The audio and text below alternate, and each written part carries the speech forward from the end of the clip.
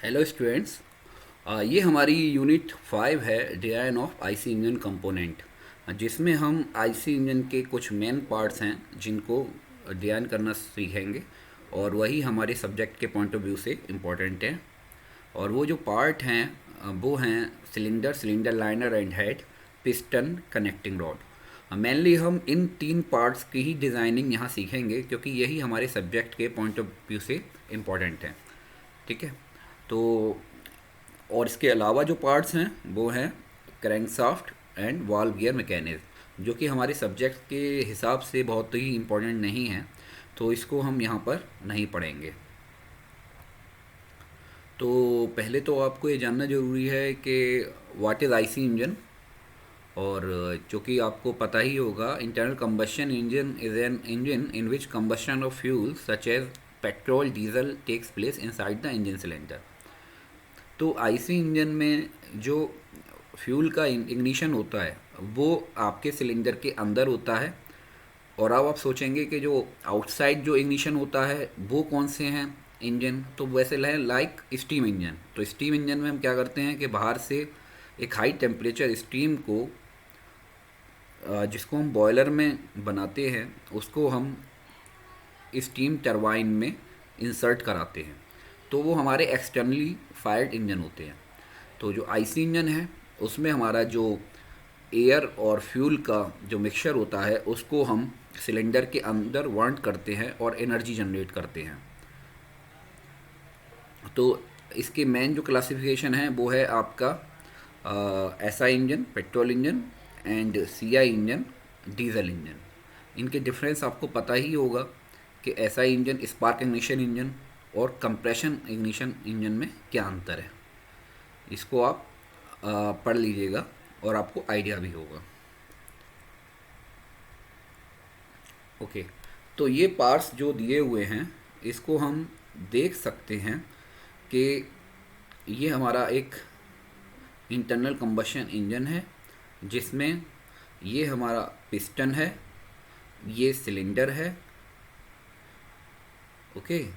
Then ये आपकी connecting rod है, ये क्रैंक पिन है, ये क्रैंक है।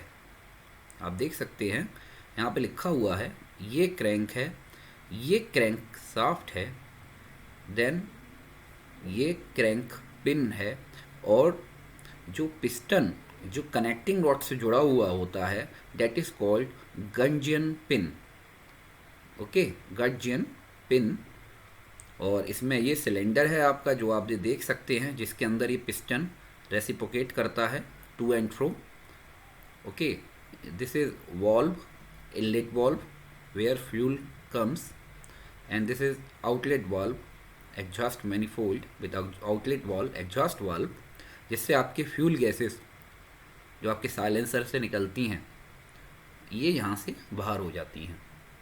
ठीक है।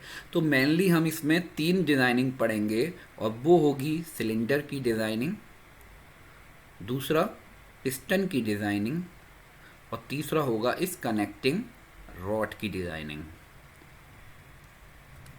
Next slide. तो cylinder, cylinder liner and cylinder head. जो सिलेंडर की डिज़ाइनिंग है उसमें हम तीन तरह की डिज़ाइनिंग पढ़ेंगे, सिलेंडर, सिलेंडर लाइनर और सिलेंडर हेड की। ठीक है। तो इसके बारे में आप देख सकते हैं, cylinder has to withstand high temperature due to the combustion of fuel, therefore some arrangement must be provided to cool the cylinder. वो ऑब्वियस है, क्योंकि सिलेंडर के अंदर जो फ्यूल गैसेस आती हैं उनको आप वर्न करते हो, तो वो वर्न जब करोगे उसको तो कंटिन्यूसली आपकी बर्निंग हो रही है, जिसकी वजह से उस सिलेंडर का टेम्परेचर बहुत बढ़ जाएगा। तो आपको क्या करना होगा, एट द सेम टाइम वो जो हीट जनरेट हुई है वो heat should also remove from the cylinder. और उसके लिए आपने देखा होगा अपनी गाड़ियों में, आपकी बाइक में आपने देखा होगा सिलेंडर के ऊपर फिन्स बनी हुई होती हैं। तो फिन्स का, क्योंकि आप HMT पढ़ चुके हैं तो आपको पता होगा कि वो फिन्स का क्या काम होता है। तो इसी तरह से इसमें आप अगर देखेंगे, अगर हम बैक स्लाइड जाएंगे तो देख सकते हैं कि यहाँ पर ये वाटर जैकेट है एक्चुअली, और यहाँ पे वाटर जैकेट में पानी फ्लो होता है, जिससे क्या होता है ये इस सिलेंडर की हीट को लेके अपने साथ चला जाता है, जिससे इसकी कूलिंग होती है। ठीक है। तो हाँ, आप देख सकते हैं cylinder and cylinder liner. Cylinder liner जो है वो ये है, सिलेंडर की लाइन, ये सिलेंडर है। अब जो ये वाटर जैकेट होती है वो दो तरह की होती है, ड्राई लाइनर और वेट लाइनर। बस डिफरेंस इसमें क्या है, जो ड्राई लाइनर होता है उसमें आप देखेंगे तो ये वाटर जैकेट है वो थोड़ा सा दूर होता है। ये आप देख सकते हैं कि इसमें ये आपकी सिलेंडर लाइन है और ये आपकी एक थिकनेस है, उसके बाद यहाँ पर वाटर है। जबकि वेट लाइनर में आपका क्या है, ये जो लाइन होती है, जो जैकेट होती है, वाटर जैकेट होती है, वो इससे जुड़ी हुई होती है। ठीक है, तो अलग अलग कंडीशन में अलग अलग यूज़ करते हैं। तो हम आगे बढ़ते हैं इसके साथ। ओके, ये अब हमारा डिज़ाइनिंग का पार्ट स्टार्ट होता है। आप देख सकते हैं कि इसमें नंबर 1 है bore and length of the cylinder. Bore मतलब जो अंदर का dia, internal dia of the cylinder is called bore and length of the cylinder. Okay, जैसा यहाँ पे लिखा हुआ भी है, the bore inner diameter and length of the cylinder determined as. तो इसमें देखिए आपको कुछ पैरामीटर दिए होंगे, जैसे PM indicated mean effective pressure, this unit should be in newton per m square. तो यहाँ पर आप ज़रूर ध्यान देंगे, यूनिट का आपको बहुत ध्यान रखना है, ताकि आप एक्सप्रेशन में जो वैल्यू रखेंगे उस पैरामीटर की तो वो उसी यूनिट में होनी चाहिए, ताकि हमारा जो आंसर निकले वो हमारा सही यूनिट में निकले। ये आपको हर डिज़ाइनिंग में, पूरी डिज़ाइनिंग में, एक्चुअली पूरी MD2 में आपको इस चीज़ का ध्यान रखना है। ठीक है, तो यहाँ पर सिलेंडर, हाँ, indicated mean effective pressure should be in newton per m square. D is the cylinder bore in mm। Cylinder bore मतलब internal dia of the cylinder in mm। अब ये इंटरनल डाया क्यों बोल रहे हैं, क्योंकि आप देखोगे तो सिलेंडर कुछ इस तरह का है, तो इसमें इसकी कुछ थिकनेस भी होगी। तो सिलेंडर बोर का मतलब है केवल इंटरनल डाया, मीन्स वो फ्री स्पेस। तो D cylinder bore in mm, again A is the cross sectional area of the cylinder in mm square. तो ये obvious, what obvious, it is pi D square divide by 4। L is the length of the strokes in metre. ये ध्यान रखना है, length of the stock का मतलब क्या है और लेंथ ऑफ द सिलेंडर क्या है। लेंथ ऑफ द स्टोक है, फिर से हम वापस जाएंगे स्लाइड पे। लेंथ ऑफ द स्टोक है कि जब ये पिस्टन, आपको पता है कि जब ऊपर नीचे होगा तो ये टॉप पे कब होगा, जब ये वाला पिन घूम के यहाँ आएगी तब ये कनेक्टिंग रॉड इसको पुश करेगी और ये मैक्सिमम कहीं यहाँ पर होगा। ठीक है, तो एक पोजीशन इसको बोलते हैं top dead centre. If this is a vertical cylinder then ये पोजीशन कहलाएगी टॉप डेड सेंटर। और जब ये घूम के उसके बाद ये इस पोजीशन पे आएगा तो क्या होगा, ये सबसे मिनिमम पोजीशन पे आ जाएगा, तो this is bottom dead centre. तो ये जो स्पेस है ये कहलाएगा इसका स्टोक, ये जो लेंथ है यहाँ से टॉप डेड सेंटर से बॉटम डेड सेंटर। तो अगर इसकी रेडियस r है तो जो स्टोक है that will be 2r, that will be 2r। r is the radius of the crank। okay, then n is the speed of the engine in rpm, okay, round per minute, speed of the engine। then n is the number of working stocks per minute। यहाँ आपको ध्यान रखना है n is the number of stock per minute, n is equal to n for 2 stroke engine and n is equal to n by 2 for 4 stroke engine। तो n is equal to n क्यों, क्योंकि आपको पता है कि जो engine की cycle होती है 2 स्ट्रोक 4 स्ट्रोक की, 2 स्ट्रोक आप जो इंजन की जो साइकिल होती है that is suction, compression, expansion, exhaust. तो जो 4 स्ट्रोक इंजन होता है वो एक साइकिल में, एक रिवोल्यूशन में सक्शन कंप्रेशन होता है और दूसरे रिवोल्यूशन में एक्सपेंशन और एग्जॉस्ट होता है। तो इसमें पूरी जो 4 स्ट्रोक इंजन होता है उसकी एक साइकिल में केवल एक एक्सपेंशन स्ट्रोक ही ऐसा होता है जिसमें पावर स्ट्रोक जिसको बोलते हैं, जिसमें पावर मिलती है। तो ये कह रहा है कि रिवोल्यूशन, अब इसने 4 रिवोल्यूशन तो लिए, पर जो पावर मिलेगी वो कितने स्ट्रोक में मिलेगी, वो NY2 में। जबकि आपको पता है 2 स्ट्रोक इंजन में एक ही साइकिल में सक्शन, कंप्रेशन, एक्सपेंशन, एग्जॉस्ट, वो एक पूरे रिवोल्यूशन में मिल हो जाता है। सक्शन से कंप्रेशन, टॉप डेड से बॉटम डेड आते हुए सक्शन कंप्रेशन हो जाता है, और बॉटम से टॉप पे आने पे एक्सपेंशन और एग्जॉस्ट हो जाता है। तो इसकी हर एक साइकिल पे एक पावर स्ट्रोक मिलता है। इस वजह से जो n है उसकी वैल्यू सेम n हो जाएगी in case of 2 stroke engine, और फॉर 4 स्ट्रोक इंजन इसकी वैल्यू NY2 लेंगे। तो ओके, तो इस अगर मीन इफेक्टिव प्रेशर हमको पता है, एक एवरेज हमको प्रेशर पता है क्या है, तो हम एक इंडिकेटेड पावर कैलकुलेट कर सकते हैं। वाई द फॉर्मूला PM/LAN/60, और इसकी यूनिट अगर सब आप इसी पैरामीटर में, सब इसी यूनिट में, मिलीमीटर पाई डी स्क्वायर, अगर इसमें आप सब रखते हैं तो ये आपका यूनिट में आ जाएगी इसकी वाट में।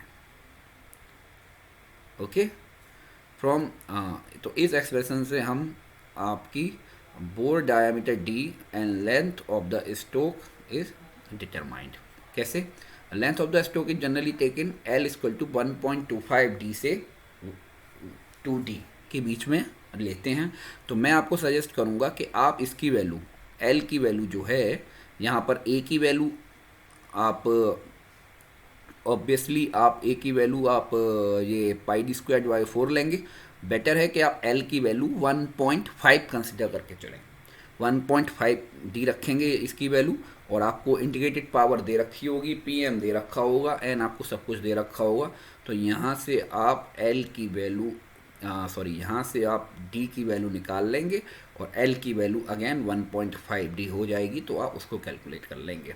ठीक है, अब ये कह रहा है कि there is an length of stroke, ये कहेगा कि सिलेंडर की लेंथ कितनी होगी, लेंथ ऑफ द सिलेंडर। तो सिलेंडर की लेंथ ये याद रखिए, हम बैक जाएंगे, आप देखेंगे कि ये लेंथ ऑफ द सिलेंडर ये है।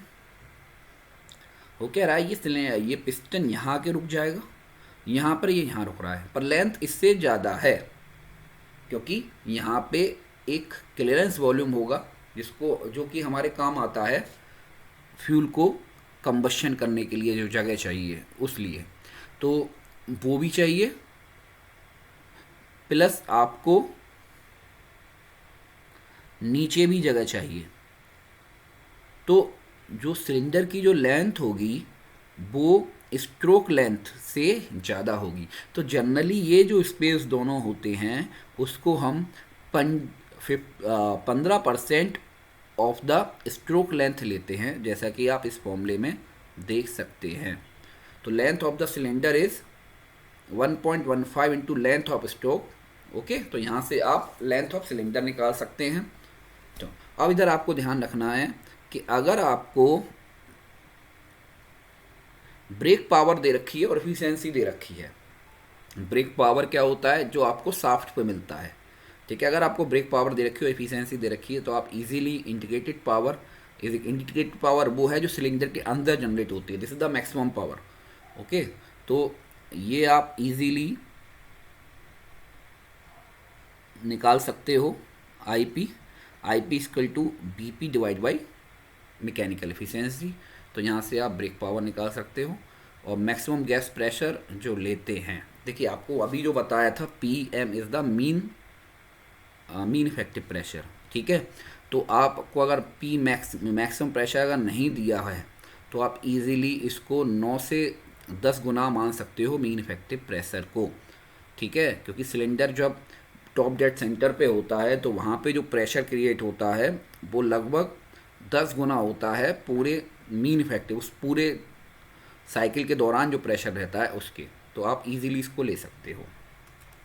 ठीक है, तो Pmax equal to 10 into PM। Now thickness of the cylinder wall. तो thickness of the cylinder wall, आपने थिक सिलेंडर थिन सिलेंडर पढ़ा हुआ होगा, तो आपको पता होगा कि जब प्रेशर क्रिएट होगा, तब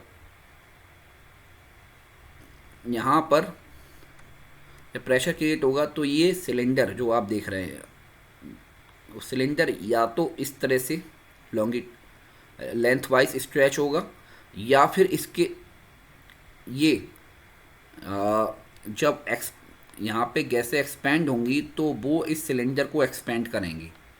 तो आप मेनली इसमें दो तरह की स्ट्रेस जनरेट होंगी, that is longitudinal stress and circumferential stress. आप इमेजिन कर सकते हैं कि जैसे जैसे प्रेशर बढ़ेगा वैसे वैसे ये इसको एक्सपेंड करेगा रेडियली। ओके, तो इसके अंदर सर्कमफ्रेंशियल स्ट्रेस जनरेट होंगी। तो आप चाहें तो ये देख सकते हैं, बहुत इजी है वैसे कैलकुलेट करना इसमें लॉन्गिट्यूडनल स्ट्रेस और सर्कमफ्रेंशियल स्ट्रेस। तो लॉन्गिट्यूडनल स्ट्रेस इक्वल टू हो जाएगा फोर्स जो जनरेट होगा यहाँ पे, पी जो है वो आप ध्यान रखेंगे, P is the maximum pressure, जो हमने पिछली स्लाइड में देखा था, P max 10 pm। Okay, divide by area. अब एरिया कौन सा होगा जो रजिस्ट करेगा लेंथ को रजिस्ट करेगा, कौन सा होगा area, that is pi by 4 D outer square minus D मतलब बोर, उसका जो बोर्ड आया है वो। तो ये हो जाएगा डीएल की वैल्यू, और जो उसकी सर्कमफरेंशियल होगा वो क्या होगा, उसके फोर्स कितना लगेगा उस पर, दैट इज फोर्स कितना लगेगा, फोर्स लगेगा, आप इमेजिन करिए वो 1 मिनट,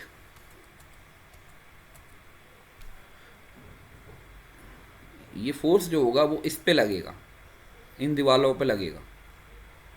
तो हम क्या करेंगे, इस दीवार का प्रोजेक्टेड एरिया लेंगे, इस दीवार का प्रोजेक्टेड एरिया जो कि एक क्या होगा, एक हेमी सिलेंडर होगा, एक सेमी सिलेंडर होगा। ठीक है, तो उसमें हम क्या करेंगे कि जो एरिया हो गया, force will be D into L, D into L into P, और एरिया क्या होगा, इसको कौन रजिस्ट कर रहा है, उसको कर रहा है उसकी थिकनेस, तो 2 टाइम्स उसकी थिकनेस इंटू एल। तो इसके बारे में अगर आपको नहीं समझ में आता है तो मुझसे आप और बात कर लेंगे, ठीक है, बहुत इंपॉर्टेंट नहीं है, तो इसको आप ध्यान रखें फ़िलहाल। पर ये फॉर्मूले आपको याद रखने पड़ेंगे, ये डाटा बुक में नहीं है। ठीक है, अब क्योंकि ये जो टोटल ये एक कॉम्प्लेक्स स्ट्रेस सिस्टम है, तो इसमें आपके जो नेट लॉन्गिट्यूडनल स्ट्रेस आएगी वो आपको अच्छे से पता है कि कैसे और क्या होगी, that is sigma L minus sigma C divide by into nu, that is Poisson ratio. तो ये हो जाएगा, और नेट सर्कमफ्रेंशियल स्ट्रेस होगी वो आपकी इस तरह से हो जाएगी। तो इसके बारे में कोई भी कन्फ्यूज़न होगा तो आप मुझसे पूछ लेंगे, अगर आपको ये फोर्स के एरिया या फोर्स निकालना नहीं आ रहा है तो ये भी आप मुझसे बात कर लेंगे। फॉर द टाइमिंग आप इन फॉर्मूलों को याद रखें। ओके, तो thickness of the cylinder wall जो निकालने का तरीका है, तो ये आपको फॉर्मूला आपको बुक में मिल जाएगा। Thickness of the cylinder wall it is equal to pressure into maximum pressure into dia divide by 2 times sigma C, where sigma C is the permissible circumferential or hoop stress of the cylinder material. ठीक है, इसकी value ध्यान रखिएगा, आपको नहीं दी हुई है तो 35 मेगापास्कल से 100 मेगापास्कल के बीच में आप ले सकते हैं। सी की वैल्यू आप इसमें अलाउंस है, ये आपको नहीं दी हुई है तो आपको 7.6 ही लेनी पड़ेगी। ठीक है, ओके, नेक्स्ट इसमें है the thickness of the cylinder wall usually varies from 4.5 mm to 25 mm और more depending upon the size of the cylinder. तो thickness of the cylinder wall may also be obtained from the following empirical relation. तो इसको आप इससे भी निकालें, उसके बाद आप इससे भी निकाल के देखें कितना आ रहा है। ठीक है, आप जो अदर जो फॉर्मूले हैं, thickness of water jacket wall, मतलब जो वाटर जैकेट जो साइड में थी उसकी थिकनेस कितनी होगी, उसकी थिकनेस 0.032 डी प्लस 1.6 mm, ये आपको बुक में मिल जाएंगे, सब डाटा बुक में। पर आपको ध्यान रहे, एक बार आप इस जब वीडियो लेक्चर को आप सुन रहे हैं तो आप इसको रिलेट ज़रूर कर लें डाटा बुक से, कौन सा फॉर्मूला कहाँ दिया हुआ है, एक बार आप ज़रूर चेक कर लें। अब water space between outer cylinder wall and inner jacket wall, जो आपको नेचुरल सर्कुलेशन है तो 8 से 11 के बीच में वैल्यू लेनी पड़ेगी, और पंप है तो आपको 6 to 8 mm लेनी पड़ेगी। ये आपको ध्यान रखना है, ये आपको डाटा बुक में दिया हुआ है। Now cylinder flange and studs. तो सिलेंडर जो होता है वो ऊपर से, और सिलेंडर हेड होता है वो नट्स और से जुड़ा हुआ होता है, नट के थ्रू जुड़ा हुआ होता है। तो इसकी डिज़ाइनिंग में आप देख सकते हो कि जो फ्लैंज है, जो फ्लैंज थिकनेस है वो 1.2 T से 1.4 T होनी चाहिए। ये आपको ध्यान रखना है, ये डाटा बुक में नहीं दिया हुआ है ये। Where T is the thickness of the cylinder wall. Okay, अच्छा, डायमीटर ऑफ स्टड्स और बोल्ट को आप कैलकुलेट कर सकते हो बहुत easily. Gas load due to maximum pressure inside the cylinder is equal to resisting force offered by all studs और bolt. तो बोल्ट लगे हुए हैं तो अंदर प्रेशर जनरेट कितना हुआ, π/4 d² इंटू मैक्सिमम प्रेशर, और ये इक्वल टू हो जाएगा NS the number of studs, okay, into π/4 into DC², जो आपके कोर डाया है बोल्ट का वो, इंटू उसकी मटेरियल की, क्या उसके मटेरियल की allowable tensile stress of the bolt material और स्टड्स मटेरियल। तो इसको जब आप करोगे तो आपको ये फॉर्मूला मिल जाएगा, जो कि ये फॉर्मूला आपको सीधे सीधे डाटा बुक में दिया हुआ है। एक बार आप इसको चेक कर लें, ठीक है। इसमें इस फॉर्मूले में आप देखेंगे तो D सिलेंडर बोर है mm में, P मैक्सिमम प्रेशर है, नंबर ऑफ स्टड्स हैं NS, और जिस नंबर ऑफ स्टड्स की वैल्यू ली जा सकती है NS की वैल्यू ले सकते हैं 0.015 D + 4। नंबर ऑफ स्टड्स की वैल्यू आप इतनी ले सकते हैं, ठीक है। कोर और माइनर डायमीटर है बोल्ट का, या रूट डायमीटर भी बोलते हैं, थ्रेड का इन mm। सिग्मा T है allowable tensile stress for material of stud, बोल इसकी वैल्यू नहीं दे रखी है तो ध्यान रखो 35 से 70, ठीक है। जो किसी भी बोल्ट का एक माइनर डाया होता है, एक मेजर डाया होता है, आपको पता है। तो मेजर डायमीटर जो स्टड्स बोल्ट का होगा that will be 1.25 into DC की वैल्यू ये है, ध्यान रखना 25% ज़्यादा होता है। अब बात आती है सिलेंडर हेड की। सिलेंडर हेड की अगर हम देखें इसमें,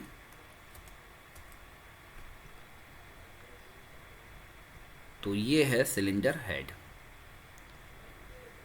ये सिलेंडर हेड होगा, जो कि इसमें बोल्ट लगे थे जो हमने देखे अभी, उसकी स्ट्रेंथ क्या होगी, डाया कितना होगा। अब यहाँ पे हम ये सिलेंडर हेड के बारे में देखेंगे। तो सिलेंडर हेड की जो थिकनेस होगी that will be 0.31 D² Py sigma T, ठीक है। ये फॉर्मूला आपको बुक में दिया हुआ है, डाटा बुक में। तो ये again D is the cylinder bore in mm, P is the maximum pressure inside the cylinder in newton per mm², sigma T is the allowable circumferential stress in megapascal, ठीक है। इसकी value नहीं दी है तो ये 30 से 50 आपको लेनी होगी, ठीक है। और इसमें आप जो अलाउेबल सर्कमफरेंस स्ट्रेस होगी that will be sigma C equal to sigma T equal to ultimate tensile strength. अगर आपको दे रखी है तो आप फैक्टर ऑफ सेफ्टी के साथ उसको जब डिवाइड करेंगे तब वही लें आप, कुछ सेफ्टी के साथ, ठीक है। Then pitch circle diameter, okay, जो आपके जो सर्कमफ्रेंस पे बोल्ट लगे होंगे उन बोल्ट के बीच की जो दूरी होगी वो सर्कमफ्रेंशियल पिच सर्किल होगा, पिच सर्किल डायमीटर कहलाएगा, that will be D + 3D, ठीक है। ये आपको याद रखना है, इसमें D है major diameter of stud, okay.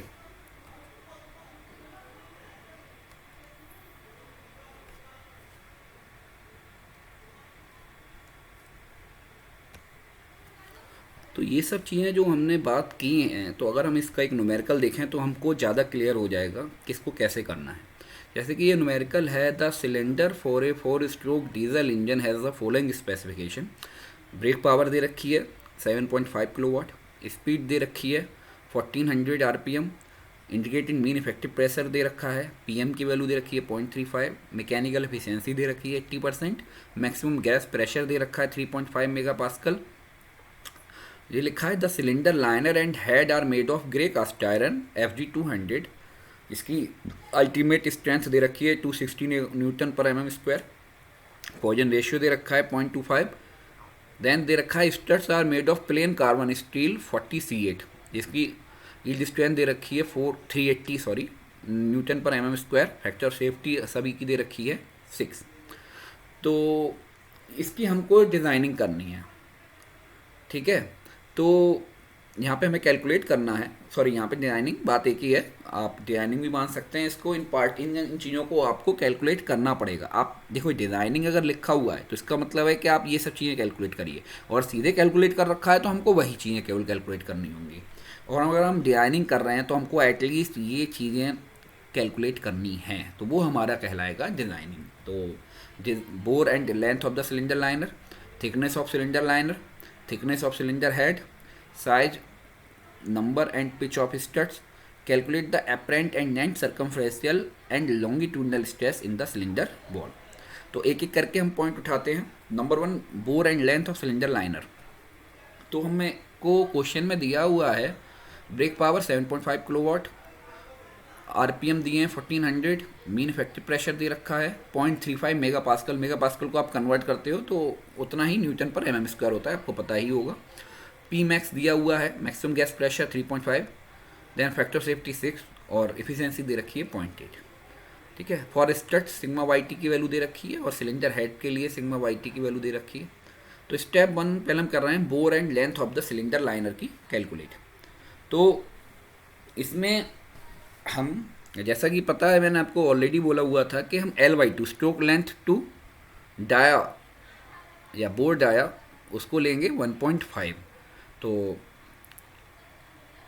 Okay, तो length of the stroke in metre 1.5D divide by 10⁻3, क्योंकि आपको ध्यान होगा उसमें हमें length of the stroke metre में ही लेना था, उसको हमको मीटर में ही कैलकुलेट करना था।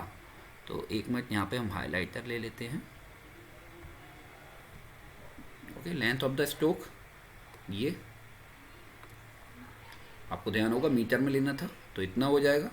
नाउ क्रॉस सेक्शन एरिया ये हो गया, क्योंकि 4 स्ट्रोक था तो हमको n की वैल्यू होगी n/2, तो 700 हो गया। Then indicated power equal to brake power divide by efficiency, जैसा कि मैं पहले आपको बता चुका था, तो इंडिकेटेड पावर हम यहाँ से कैलकुलेट कर लिया हमने। Now indicated power equal to PM LAN divide by 60। तो जब इसको हमने सब पैरामीटर रख दिया, L की वैल्यू देखिए 1.5D डिवाइड बाई 10⁻3 रख दिया, 5/4D² रख दिया, तो यहाँ से हमारी D की वैल्यू आ गई 124.9 mm। तो इसको हमने ले लिया, दैट इज टेकन एज 125, और यहाँ पे L की वैल्यू हो जाएगी 1.5 मल्टीप्लाई बाई 125, तो L की वैल्यू हो गई, length of the stroke is 187.5। Okay, अब यहाँ पे वही है जो मैंने आपको बताया था कि एक मिनट, क्योंकि क्लियरेंस होता है दोनों तरफ से, तो इसीलिए जो क्लियरेंस है 15% अगर हम लेते हैं तो length of the cylinder will be 1.15 L। Okay, तो length of the cylinder will be 216 mm। Okay, तो फर्स्ट पार्ट हमारा इस तरह कंप्लीट हो गया। Now thickness of the cylinder liner. तो परमिसिबल टेंसाइल स्ट्रेंथ लेंगे आप, सिग्मा सी या सिग्मा टी कुछ भी बोल रहे हैं इसको, ultimate strength divide by factor safety, तो ये 43.33 हो गया। Thickness of the cylinder wall, ये मैंने आपको ऑलरेडी फॉर्मूला दिया हुआ था, PD/2 sigma T plus 7.6 mm। तो यहाँ से थिकनेस आ गई 12.64, तो आप इसको एक राउंड कर लीजिए, टी की वैल्यू हो जाएगी 13 mm। तो thickness of the cylinder is 13 mm। ये पार्ट हो गया। स्टेप 3 था थिकनेस ऑफ सिलेंडर हेड। तो permissible stress for cylinder head, again हम उसी तरह कैलकुलेट करेंगे। तो इतना हो गया। थिकनेस ऑफ सिलेंडर हेड आपको फॉर्मूला मैं ऑलरेडी बता चुका हूँ, वही है। जब ये रखा तो आपकी TH की वैल्यू आ गई 11 mm। Now number of studs, number of bolt is equal to 0.015D + 4। ये मैंने आपको फॉर्मूला पहले ही बता रखा है। तो इसमें जब आप वैल्यू रखेंगे तो ये आ जाएगा NS की वैल्यू 5.875। तो क्योंकि बोल्ट तो राउंड में ही होंगे, 2, 4, 6, ठीक है, 5, तो राउंड में ही होने चाहिए, तो यहाँ पे हम बेटर स्ट्रेंथ बढ़ा लेते हैं, तो 6 ले लिया, ठीक है। Now assume there are 6 studs, okay. Now next step is nominal diameter of studs, मतलब डाया कितना होगा स्टड्स का, ठीक है। तो उसके लिए हमको परमिसिबल स्ट्रेस चाहिए होगी, तो अगेन हम वही फॉर्मूला लगाएंगे, सिग्मा वाई टी और फैक्टर ऑफ सेफ्टी, ये दिया हुआ है हमको, ये हो गया। अगर हमको ये वैल्यू नहीं दी है तो हमने जो अलाउेबल वैल्यू आपको बता रखी हैं, तो आप आइडिया से कुछ डाटा इसका आपको लेना पड़ेगा, ठीक है। ये कहीं निकलेगा नहीं, ये या तो दिया होगा या आपको इसका आइडिया होना चाहिए कि कितना है। तो force acting on the cylinder head π/4 d² P max, जो मैंने आपको पहले ही फॉर्मूला दिया हुआ है मैक्सिमम प्रेशर निकालने का, कि कितना फोर्स लगेगा अंदर से सिलेंडर हेड पर। अब रजिस्टिंग फोर्स अगेन आप देखेंगे सेम फॉर्मूला मिलेगा आपको, सब वैल्यू रख दिए। तो अब ये दोनों इक्विवेलेंट बराबर होने चाहिए, तो ये आपका आ गया कोर डाया अराउंड 12 mm आ जाएगा। नॉमिनल डाया मैंने आपको बोला था 25% ज़्यादा होता है, ठीक है। तो डी की वैल्यू लगभग 15 mm आ जाएगी, तो ये पार्ट भी आपका हो गया। नेक्स्ट है पिच ऑफ स्टड्स, तो पिच ऑफ स्टड निकालने के लिए पिच सर्किल डाया निकालना पड़ेगा, जी मैंने आपको बोला था फॉर्मूला याद करने के लिए। बस ये ध्यान रखिएगा, इसमें डी जो है वो नॉमिनल डाया होगा, मेजर डायामीटर होगा, जो कि 15 था हमारा। तो ये पिच हो गई, तो hence pitch of the studs, sorry pitch circle dia, sorry this is pitch circle dia, ये देखिए ये पिच सर्किल डाया, इसकी लेंथ होगी 170 mm। तो पिच ऑफ स्टड्स हो जाएगी अगेन कितनी होगी। अब इस सर्किल को मैं आपसे कहूँ कि आपको कुछ पार्ट में तोड़ना, 5 पार्ट में तोड़ना है, तो आप क्या करोगे, डिवाइड बाई 5, तो नंबर ऑफ स्टड्स ये है 1 2 3 4 5 6, तो आप इसको तोड़ देंगे तो आपकी ये क्या दूरी निकल के आ गई, दिस इज 89.01, ठीक है। अब बात आती है एपरेंट स्ट्रेस निकालने की, तो ये भी बहुत इजी है। तो circumferential stress sigma C equal to P max divide by 2t, ये फॉर्मूला आपको पता है, पी मैक्स पता ही है, डी की वैल्यू पता ही है, 2 पता है, सॉरी 2 तो 2 ही है, देन टी की वैल्यू 13, तो सिग्मा सी की वैल्यू निकला इससे, तो sigma C is less than 43.33, ये वैल्यू आपने कहाँ निकाल ली थी, 43.33, 43.33 आपको ये वैल्यू दी हुई थी। 43.32 किसकी बात कर रहे हो, सिलेंडर लाइनर की ही तो बात कर रहे हैं, तो ये 43.33 से कम है, ठीक है। तो मतलब ये कि फेल नहीं होगा। लॉन्गिट्यूडनल स्ट्रेस डी नॉट की वैल्यू चाहिए होगी आपको इस फॉर्मूले के हिसाब से, डी नॉट की वैल्यू डी प्लस 2t, क्यों, ये डी प्लस इसकी थिकनेस और इसकी थिकनेस, तो डी प्लस 2t 151 हो गया। पी मैक्स सब वैल्यू आपने रखा, तो ये वैल्यू आ गई 7.62, तो ऑब्वियसली ये वैल्यू 43.33 से ज़्यादा होगी। तो ध्यान रखिएगा जब भी फेल हो, जिसमें जो सिलेंडर होता है उसमें सर्कमफ्रेंशियल स्ट्रेस ज़्यादा जनरेट होती है बजाय लॉन्गिट्यूडनल स्ट्रेस के। अगर तो केवल वो चेक करवा रहा है कि स्ट्रेंथ ठीक है कि नहीं है, तो आप इसको भी निकाल देंगे तो काफ़ी रहेगा, क्योंकि ये तो इससे हमेशा लॉन्गिट्यूडनल स्ट्रेस सर्कमफ्रेंशियल स्ट्रेस से हमेशा कम होगी, तो आपको चेक इसके अगेंस्ट कर सकते हैं। पर यहाँ पे आपसे उसने पूछा है कि एपरेंट स्ट्रेस बताइए, तो आपको दोनों को कैलकुलेट करना पड़ेगा। तो नेट स्ट्रेस हो जाएगी, सर्कमफ्रेंशियल स्ट्रेस हो जाएगी, कितनी हो जाएगी, सिग्मा सिंग माइनस म्यू सिग्मा एल, तो ये 14.91 हो जाएगा। और लॉन्गिट्यूडनल स्ट्रेस हो जाएगी sigma L equal to net equal to sigma L minus mu sigma C, तो ये वैल्यू हो गई। तो इस तरह से हमारा ये न्यूमेरिकल ख़त्म हो गया, और ये फर्स्ट सिलेंडर लाइनर की हमारी डिज़ाइनिंग ख़त्म हो गई। तो अब हम नेक्स्ट पार्ट में हम बात करेंगे डिज़ाइनिंग ऑफ पिस्टन की, ठीक है। Thank you.